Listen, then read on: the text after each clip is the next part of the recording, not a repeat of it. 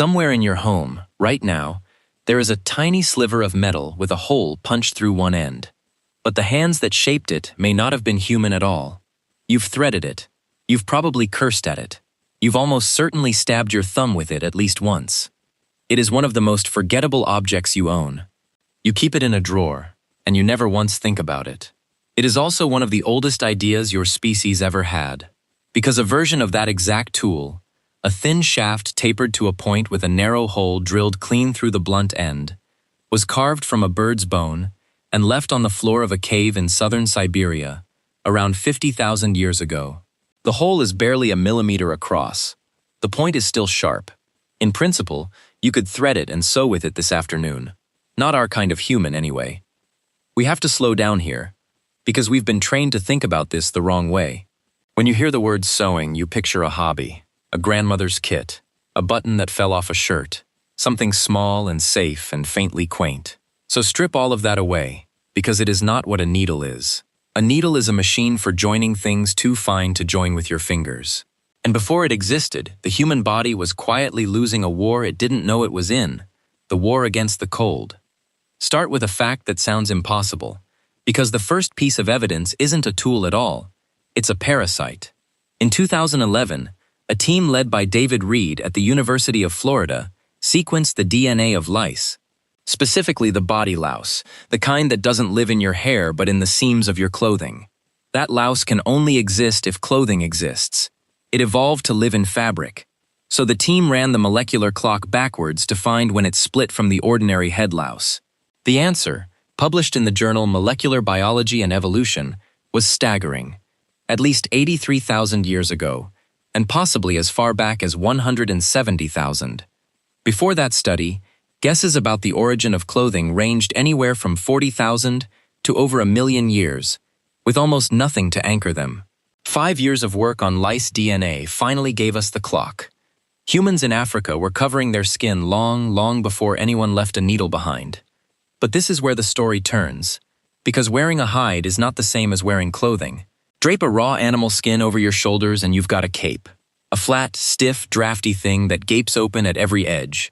To make that skin actually hold heat, you have to cut it, shape it, and stitch the pieces into a form that follows the body and traps a layer of still air against the skin. And to stitch, you first have to make holes. So the real story doesn't begin with the needle, it begins with the tool that came before it. Go to Sibudu Cave, a rock shelter tucked into the cliffs of KwaZulu-Natal in South Africa. In layers dated to around 61,000 years ago, the archaeologist Lyn Wadley of the University of the Witwatersrand, working with Lucinda Backwell and the French bone specialist Francesco Derico, has recovered slender, polished bone points and awls. Tools ground to a fine tip, some carrying the microscopic wear of piercing hide. Their analysis appeared in the Journal of Archaeological Science in 2008. An awl is beautifully simple. You punch a hole, then push a thread of sinew through it by hand, one stab at a time. It's slow, and it's clumsy, but it works. That's not a needle. That's the idea of a needle. The moment a human first decided that two separate pieces of skin ought to become one. Now think about what the eye changes. A plain awl makes a hole, and then leaves you to feed the thread through by hand, separately, over and over. An eyed needle carries the thread with it. It pierces and pulls in a single motion, and the hole it needs is far smaller and neater. Suddenly you can sew fine, tight, controlled seams. You can join thin material. You can fasten tiny things in place.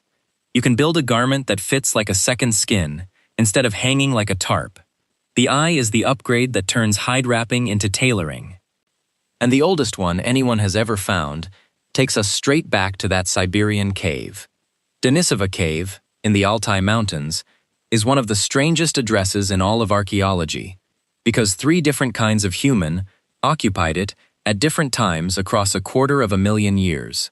In 2016, a Russian team led by Mikhail Shunkov of the Institute of Archaeology and Ethnography in Novosibirsk announced a 7-centimeter needle of bird bone, complete with a drilled eye, from a layer roughly 50,000 years old. As of today, Shunkov said, it is the most ancient needle in the world. The eye is about 1 millimeter wide, and the bone around it was deliberately thinned so the thread could fold through cleanly. A refinement more careful than a lot of needles, made tens of thousands of years later. Whoever made this was not fumbling. They knew exactly what they were doing. And the unsettling part is which people those were.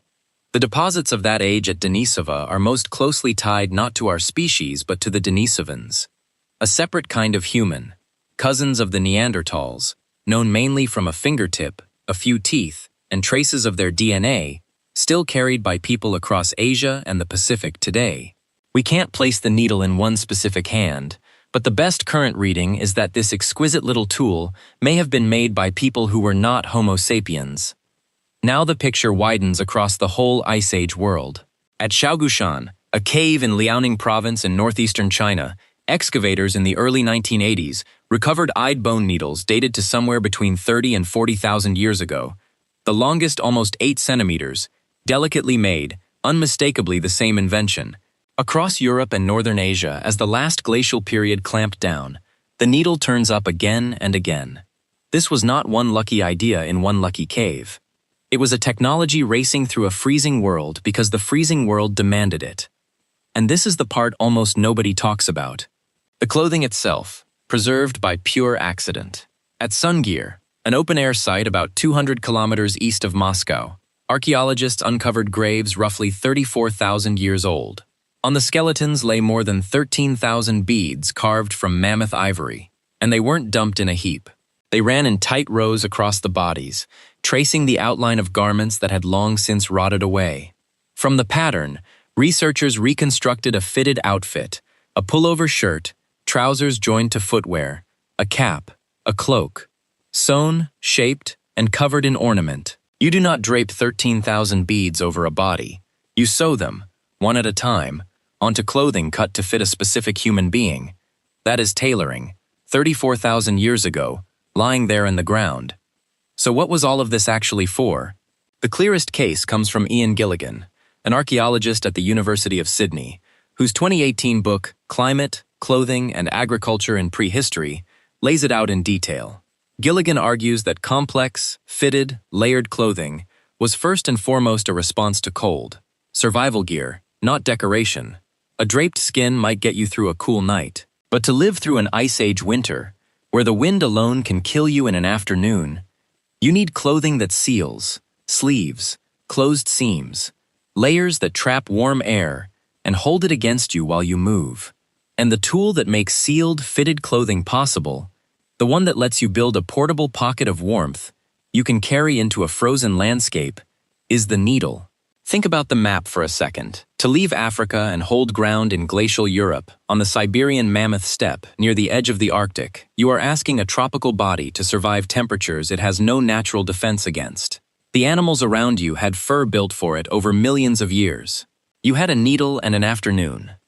Now, in fairness, this is exactly where it gets genuinely contested. In 2024, Gilligan himself, with an international team, published a paper in the journal Science Advances that complicates the tidy version. Their argument is that the eyed needle may not mark the invention of tailored clothing at all, because the humble awl could already produce fitted garments perfectly well, tens of thousands of years earlier. So why bother inventing something as fiddly as an eye? Their proposal is that eyed needles signal something different. Fine, decorative work, stitching beads and ornaments onto clothes, and perhaps making the first true underwear as layered outfits grew more elaborate. In that reading, the needle marks the moment clothing stopped being only about warmth and started being about display, about identity, rank, who you are to the people around you. We honestly don't yet know which interpretation wins, but notice that both of them make this little tool enormous. Because here's the reframe that ties the whole thing together. We think of the needle as a comfort. It isn't. It's a passport. Our species evolved in the warmth of Africa, with tropical bodies that shed heat fast and hold it poorly. By every rule of biology, we had no business surviving a Siberian winter, let alone spreading north and east across the coldest, deadliest ground on the planet, and eventually crossing into an entire new hemisphere. We did it anyway. And one quiet reason we could is that we learned to wrap ourselves in engineered warmth we carried on our own backs. That's not a sewing kit. That's the technology that let a tropical ape conquer the frozen world. And you can still watch how well it works, because it never actually stopped.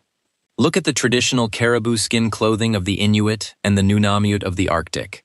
Garments tailored to the individual body with darts and gussets and pleats, worn in 2 layers with the fur facing opposite directions to trap a cushion of air, using hollow caribou hair that insulates from the inside out.